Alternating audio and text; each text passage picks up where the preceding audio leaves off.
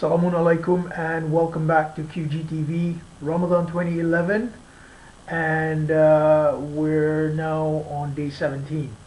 We're hoping to do 4 chapters today, which is quite a task, I must say. The 4 chapters are chapter 29 Al-Ankabut, chapter 30 Ar-Rum, chapter 31 Luqman, and chapter 32 As-Sajda.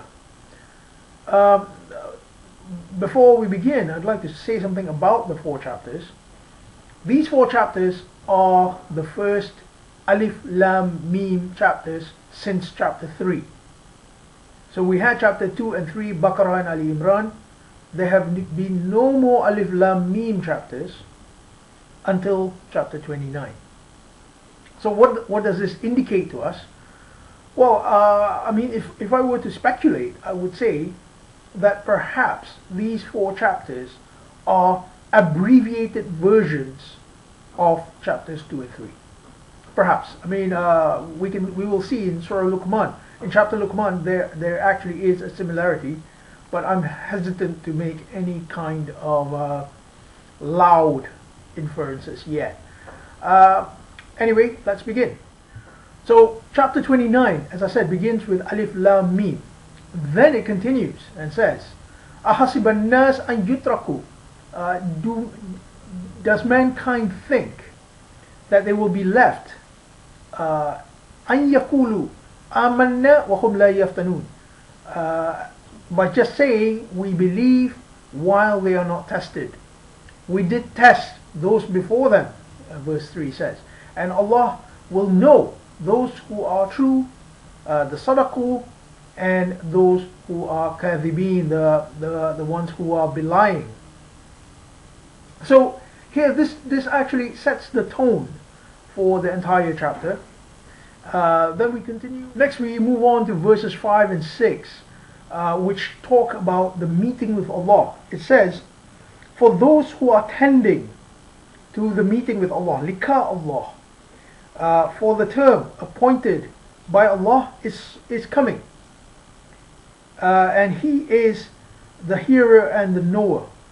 And if any strive, they do so for the sake of their own souls. The word is jahada, to strive. For Allah is free from the needs of His creations. So here, this is again the theme. The test of Allah is for us to strive. To strive means to exert some effort. We need to move out of our comfort zones. And this is essentially the cause of Islam. Then verses 10 and 11 talks about the mentality of those who face trials by Allah. The correct mentality is to be firm, steadfast. But some people, they treat the oppression of men as if it's God's wrath. It's only a test from Allah, it's not His wrath. Yeah, so this is the mentality which is going on. The stories of the prophets are told here. The personalities such as Nuh, very briefly, verses 14 to 15. Sorry, and then Ibrahim. This is the part where he has a dialogue with his people. That's verses 16 to 19. Then it goes on to talk about traveling through the earth and seeing the fate of those before us. But verses 24 goes back to Ibrahim and talks about his people wanting to burn him. So they were putting him through a baptism of fire, so to speak. Then the people of Lut. I'm not surprised that the people of Lut will be mentioned in this chapter, because they faced the most, or rather they meted out or practiced the most extreme form of oppression.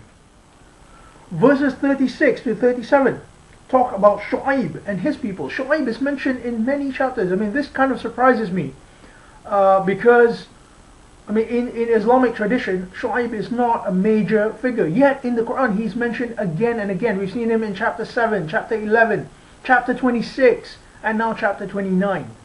So certainly we need to pay more attention to Shu'aib as well.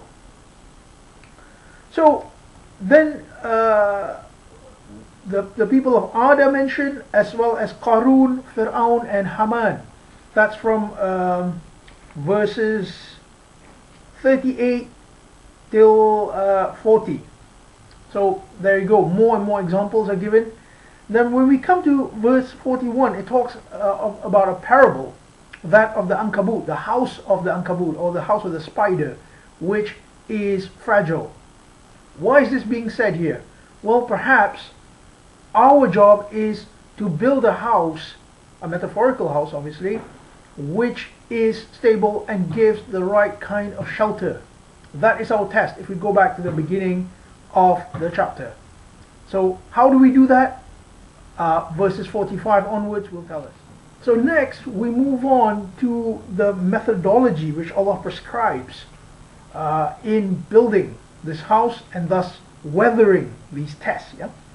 So it starts with verse 45, which says, Atlu ma uhiya ilayka min al-kitab. Practice or reflect what has been inspired to you from the book. Wa aqim as-salat. And establish the connection with Allah. Inna as-salata tanha anil fahsha wal munkar. Verily, this connection, it stops from injustice, fahsha, and munkar, practicing what is unrecognized.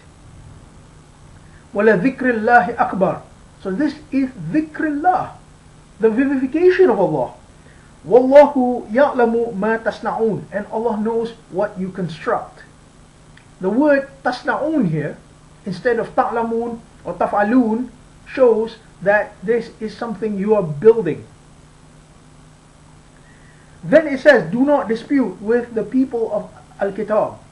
So it's talking about now that Kitab which you are receiving, this organic system which you are building. Don't dispute with them and just say, look, we believe in the revelation which has come down to us and what has come down to you. And we are Muslimin. So Muslimin, that philosophy which is to invoke wholeness and soundness, this is what the practice is all about. So then it continues to say that you were not able to practice from before this a system. So it is Allah who gave this revelation. We were not able to practice this before. But no, these are, verse 49, sorry, it says, no, these are ayatun bayinat. These are clarifying signs. So when you practice, you can see the bayinat. It clarifies for people who you are. And then people will say, though, why are not signs sent down to him from his Lord? And say, you should say to them, the signs are indeed with Allah. So then Allah asks, is it not enough for them that we sent down to you a book which is practiced? Verily, in it is a mercy and a reminder to those who believe. So this is the strategy or the philosophy which one must adopt in order to face these trials. A constant reflection of the book and a practice of the book, thereby establishing the connection with Allah. That connection will stop us from fahsha wal munkar, injustice and the unrecognized. So essentially that's what this chapter is about. And the last part of this chapter, that's verse 69, which tells us about diversity. I think that's particularly important here. It says, وَالَّذِينَ جَهَدُوا فِينَا, and those who strive in us, that is within the aegis or within the system of Allah. لَنَهْدِيَنَّهُمْ سُبُولَنَا, verily we will guide them in our paths. So there are paths in plural. Yeah, so we need to accept this plurality. And then it says, وَإِنَّ اللَّهَ لَمَعَ الْمُحْسِنِينَ, and verily Allah is with al-muhsinin. So ihsan, or doing good, is essentially the whole point here. Ihsan is reflected in the Asma'ul Husna, which are the names of Allah. So if you study the names of Allah, you will understand what doing good is all about. So there we have it, that's chapter 29. Let's move on to chapter 30.